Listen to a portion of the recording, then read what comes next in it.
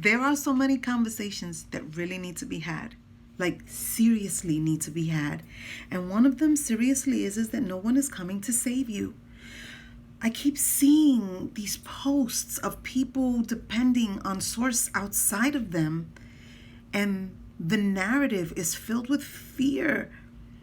And what you have to understand, as I've said many times, is that billions of dollars is spent to know the psyche of the consumer, to know your behavior, the behavior you're not even aware of. How do they do that? They measure how long you stay on a post. They measure your swiping, your going up and down. They time everything. They look at what you like, what you write in your comments, how you write your comments. You know, do you use emojis? Do you don't use emojis? They're looking at the pictures. They're looking at the background of the pictures. They are looking at the location within the raw file data in the picture for information. I mean, the levels to this is crazy. And most people don't know this. They just think, my government is going to take care of me. They're going to save me. They're going to lock us down because it's in the best interest of the country. No, it's not. No, it's not. They're going to close the economy. If it goes into lockdown again, they're going to close it.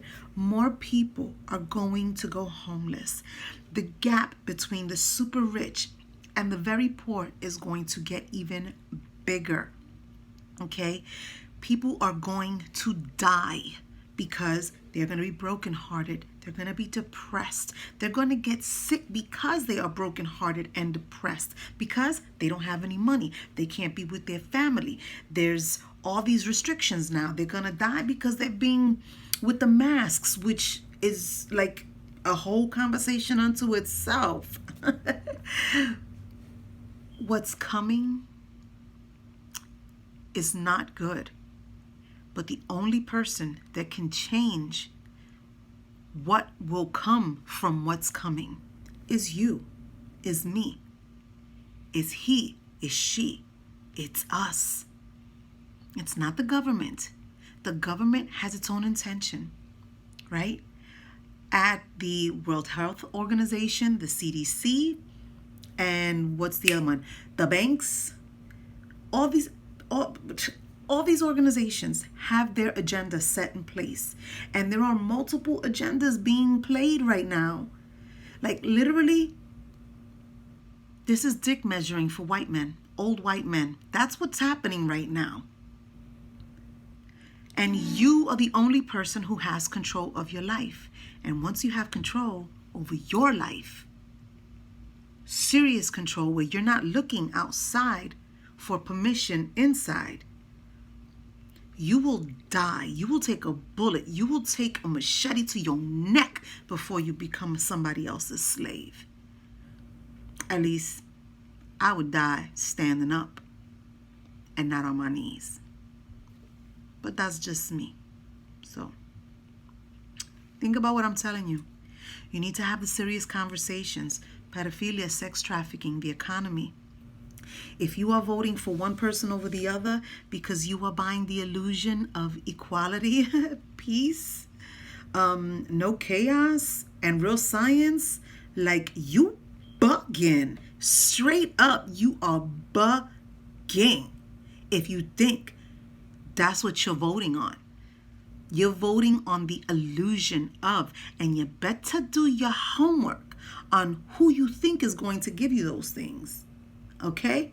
Because the devil that we already know is the devil that we already know.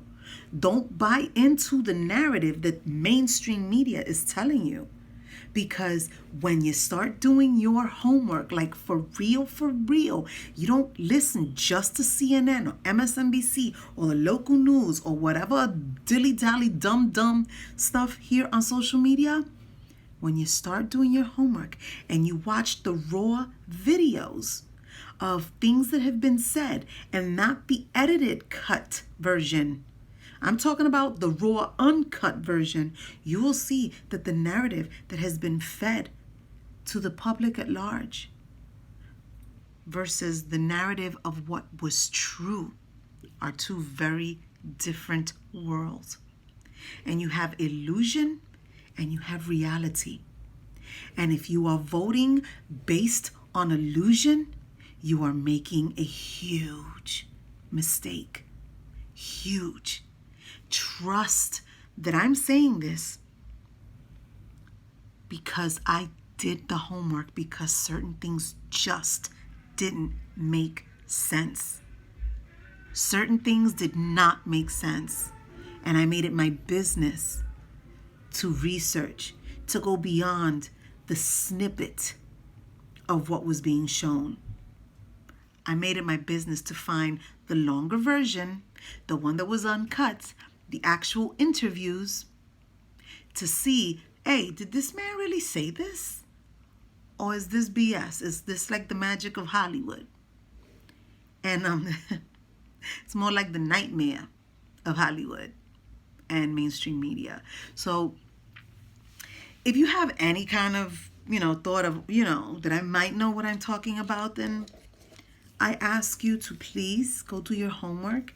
And if you don't know how to even begin, please feel free to DM me. I'm not telling you who to vote for. I'm telling you that it doesn't matter who we vote for. One will buy us time versus the other. But at the end of the day, it still comes back to the one, you. Because you're the one that has to make your life. You're the one that has to drag yourself by the bootstraps. But as long as you have this smartphone, what you looking at me on, or a computer, or a tablet, you have everything that you need. Everything that you need. You should be having the discussions that matter. Your taxes, the economy, making business, a side hustle, preparing your children with new skills for the world that's coming, because the education system is moot at this point. It doesn't make sense. It hasn't made sense for a long time. We were like 25, 26 in world education. And now the rise of AI is coming. So humans are going to be unnecessary in many ways. And herein lies the opportunity for creation, to tap in to all the things that we can't see, but that really do exist. But we can't see them because this avatar is so limited. Now is the time to step outside of this avatar and go with what you know and see how you can maybe monetize yourself in ways that you didn't think about before. What is your special skill? What is your special sauce? What is something that you could do better than anybody else?